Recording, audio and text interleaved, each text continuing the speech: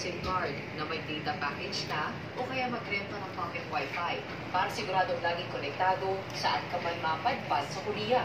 At meron nito sa Incheon International Airport.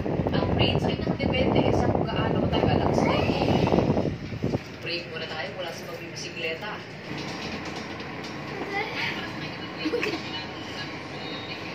Okay.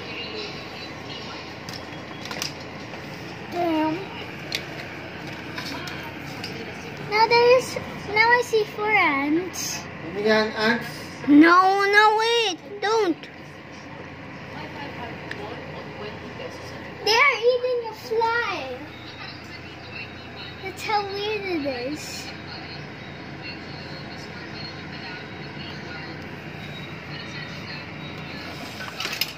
Oh. Sa Tima ni Lud, ibinabawas ang pamasahe sa kada biyahe na gagamitin ng card. Bukod sa free na fares, pwede rin gamitin pambayad ng Tima nila sa iba't Be careful or it's gonna eat you next.